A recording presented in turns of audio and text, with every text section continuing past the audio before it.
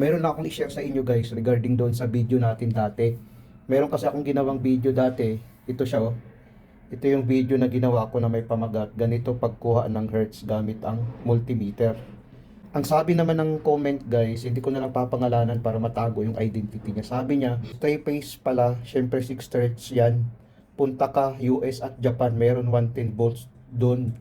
Doon papasok ang 50 hertz. Huwag mo gawing tanga ang tao. Ito kasi yung ginamit natin na multimeter, no? Ito siya. So, mayroon siyang hertz, nakasetting siya sa hertz. Naka-hertz din dito. 59, 60 hertz, no? Kung makikita natin.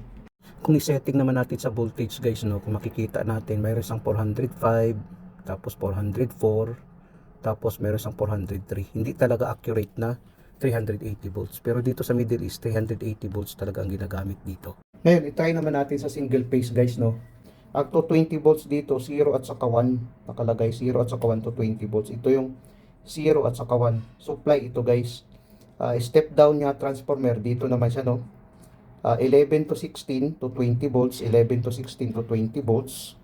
So bali 11 to 16 to 20 volts no. 11 to 15 110 volts. Tapos 11 to 14 24 volts. 11 to 13, 12 volts, tapos 11 to 12, 6 volts, no? Kuna natin to ng hertz kung ilan ang hertz niya. Gamit ang multimeter, no? I-try natin, guys. I-on natin to. Kung makikita kasi natin, guys, to 20 volts ito. Makikita natin, no? Kuna natin ng volts muna. To 20 volts ito. 231 volts.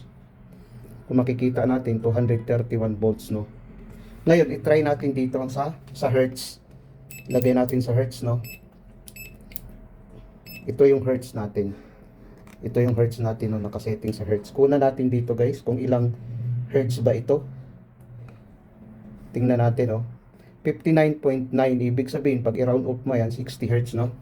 Bali, ang 220 volts dito, 11 at saka 60, no? I-try natin, 11 at saka 16. Oh, 60 hertz siya, no? 220 volts ito. Ang 110 volts naman, 11 at saka 15. 11 at saka 15 kung ilang hertz. Ganun pa rin ang hertz niya, no? 59.9. Pag i-round off mo yan, magiging 60 hertz, no? Kasi nakasetting sa hertz ang ating clamp meter, ang ating multimeter, no?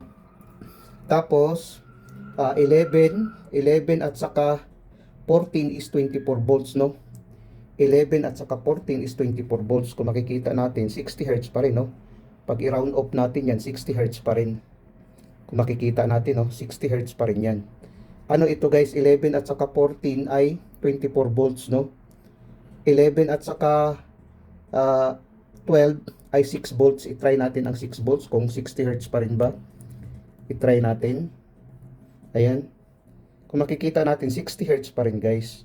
So, ang ibig sabihin, dito sa Middle East, kahit single phase ang supply mo, either ma 110 volts man yan, 24 volts, 12 volts, 6 volts, ano pa rin siya guys, bali 60 hertz pa rin dito sa Middle East, sa Saudi Arabia.